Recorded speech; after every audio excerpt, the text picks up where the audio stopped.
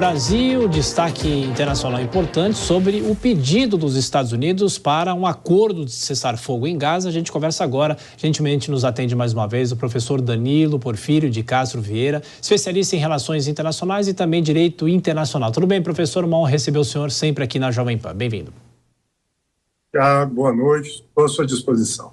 Bom, professor, essa é a sua área de conhecimento em relação ao próprio Oriente Médio, né? E agora vem essa decisão dos Estados Unidos, ou pelo menos esse posicionamento, chega a surpreender porque é um pedido que o governo americano ou a diplomacia americana faz para a própria ONU. Muitas vezes o próprio governo americano vetou na ONU propostas como essa, não é, professor? Sim. Primeiramente, nós temos que entender que os americanos já estão trabalhando no processo de cessar-fogo, de uma resolução junto ao Conselho de Segurança pelo cessar-fogo, mas condicionado a um posicionamento do Conselho que não vilanize os israelenses ou que vitimize o Hamas. Os americanos têm a preocupação de mostrar que a ação originalmente de resposta a Israel, né, por parte de Israel contra o Hamas, foi uma ação legítima provocada por um ato ofensivo, surpreendente, por parte do Hamas.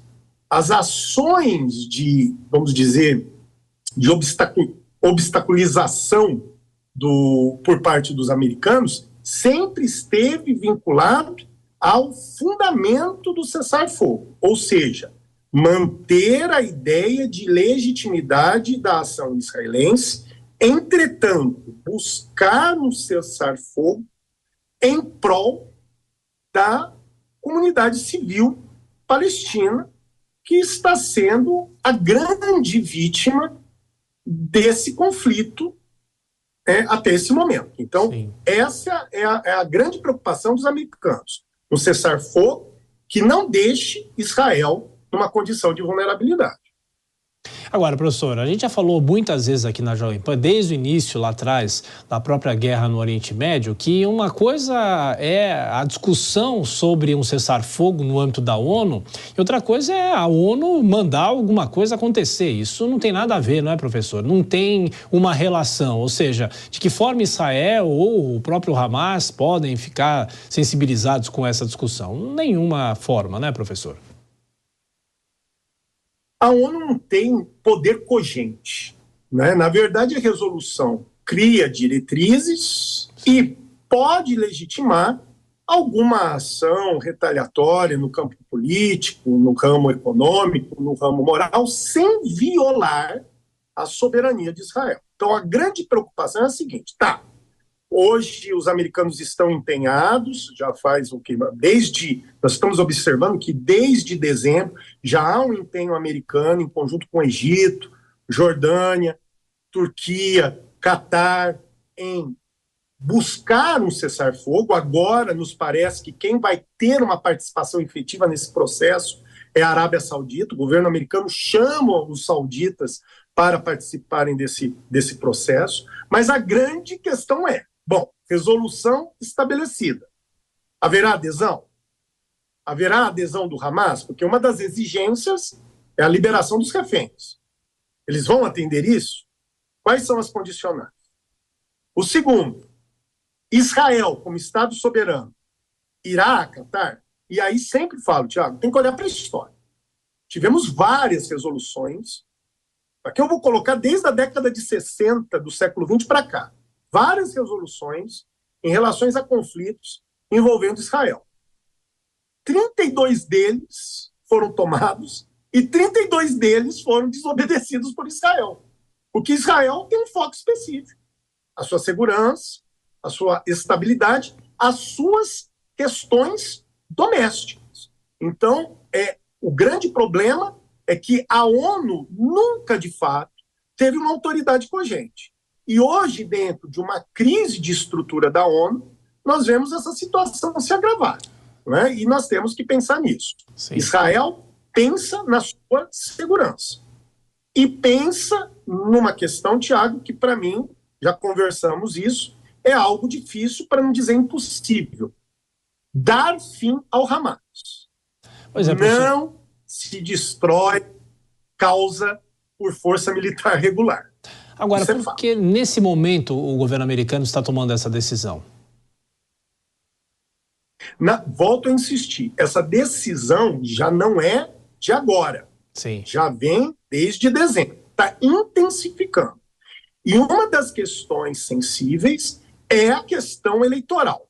Já há uma percepção muito clara, que o impacto da crise humanitária dentro desse conflito e essa vinculação de apoio do governo americano a Israel pode gerar problemas no processo de reeleição do governo Biden. Então, seria o grande trunfo eleitoral buscarmos o quê? Um processo de pacificação. Isso seria um trunfo na manga do presidente Biden nos futuros enfrentamentos de debates com o candidato Trump.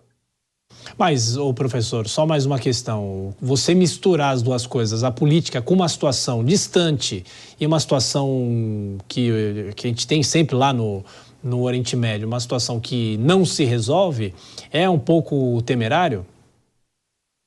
Na verdade, é uma situação complicada, é uma situação difícil, é uma situação que foge do controle, inclusive, das ações norte-americanas. Os americanos aqui estão numa encruzilhada. Eles não podem abandonar um aliado histórico, que é Israel, nem vulnerabilizá-lo, mas sabemos também, Tiago, que um erro não justifica o outro. Sabemos das responsabilidades do Hamas, sabemos da culpabilidade do Hamas, mas a situação de carestia da população palestina sensibiliza a comunidade internacional, entre eles o eleitorado americano. Né? Tanto que nós vimos aqui mesmo no Brasil o nosso governo tomando posturas retóricas até um tanto polêmicas em relação a essa situação. Mas isso não depende do quê? Da ação internacional.